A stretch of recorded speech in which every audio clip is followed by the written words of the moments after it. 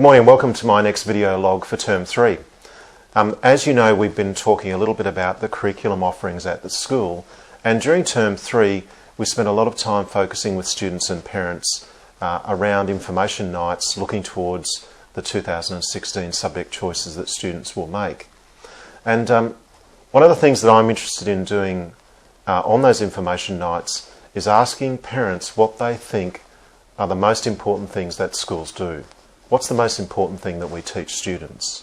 And that's really, I suppose, a focus for the video log for today, is to talk about something that we believe is very, very important at the school in terms of curriculum offerings in the senior school, particularly our Aspire program. And so today I'm joined by Mr. Gabriel de Guzman, who's chair of the Pears and Humanities faculty, and two of our Year 12 students, Liz Lawrence and Ben Plant. So welcome, Gabe. Gabe, part of your responsibility this year has been developing the Aspire program. I'm really interested in maybe if you could share with our community what the Aspire program is and why we believe so strongly that it's important for our senior school students. Yep. Well, Aspire sort of is born out of a conversation we had this time last year, where the house heads and I got together and started to think about all of the needs that we felt our VCE students lacked. And so from all of the ideas, we were able to come up with three very distinct strands: extra support in the curriculum, extra support in health and well-being, and support in learning and life skills. And so those are the three strands that we focused on.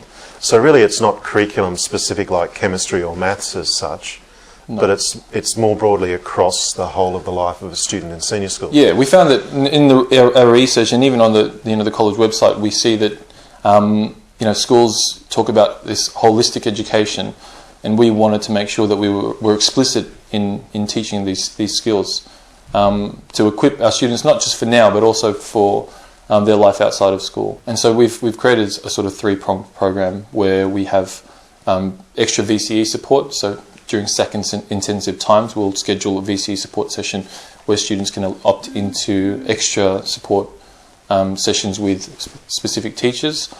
We've also got a mentoring program, which is based on education and research from a company called Learning Curve, which brings all of our ideas together. And we also offer workshops, which is an opportunity for students to elect, once again, have the freedom to elect in a range of different workshops, whether it be to focus on curriculum support, health and well-being, or learning and life skills. And the work of Dr. Carol Zweck has been heavily influential in the design of the program, hasn't it? Can you tell us a little bit about her work and how that's influenced what we do? Yeah, so she talks about, so it's all evidence-based research. She talks about the fixed versus the growth mindset. And so the fixed mindset is dangerous both for the student who sees themselves as exemplary and the student who sees themselves as not good enough to compete against the best in the school. It's damaging for the student who is a perfectionist, who is unable to see beyond the result. So, in an intensive environment such as a VCE, some students will be so focused on the end goal, which is the ATAR score, that they neglect to see the importance of everything else that they're doing. And for the student who may have been getting C's their way through, who sort of just cruise through, but always compared themselves to, the students who are always getting the A's, it's also quite crippling for them because they'll never see themselves as being able to improve. And the whole focus of shifting the mindset to a growth mindset is for everybody to see that it's just about getting better, a little bit better each day. Liz and Ben, you're in Gabe's mentor group, aren't you? And I know that we were interested in your reflections on the Aspire program. Maybe you could tell us a little bit about, I suppose, some of your experiences in the Aspire program, things that you've found interesting and valuable. I really found the mental sessions of great value, like to be able to have one-on-one, time with a teacher and be able to talk about things other than school. I found that's been really beneficial.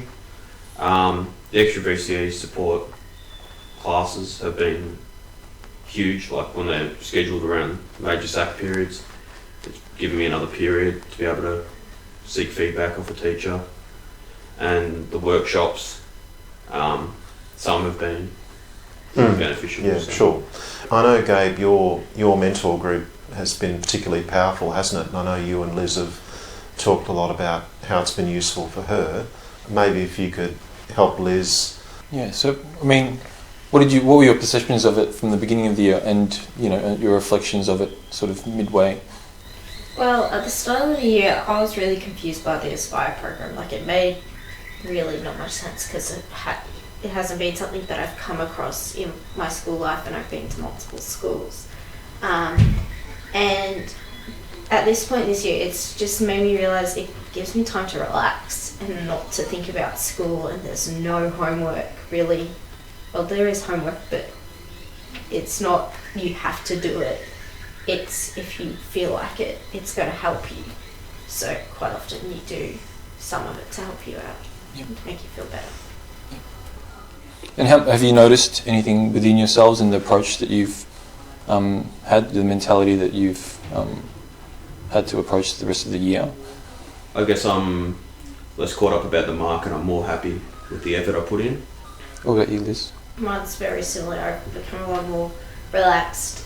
At the start of the year, I was pretty uptight and was completely focused on that score, but now it's changed quite considerably. One of the things that we were really focused on as well was the concept of choice, wasn't it? I think in schools, students are told that they have to do certain things at a certain time in a certain order. And something that we spoke a lot about was that, looking forward into the future, it is about having choice and catering for the individual needs of students, because I think if you asked your friends the question, what do they find valuable, their answer would probably be different to yours, wouldn't it? And tell us about next year. What are you thinking about for next year? I'm hoping to do paramed and nursing. Not sure exactly where, but I want to be a paramedic. Yeah. And Liz, what are you thinking of? A doctor or a scientist. Yeah. Probably a doctor though. Yeah.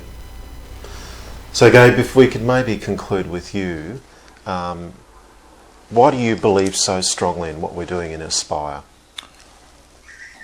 Like I said earlier, I think it's that idea that we're actually explicitly showing that we are focused on students in a holistic way. We look at students in a holistic way, and this has really made that concrete, that we've actually invested in time and space in the curriculum where we're explicitly saying we want you to focus on being your very best self.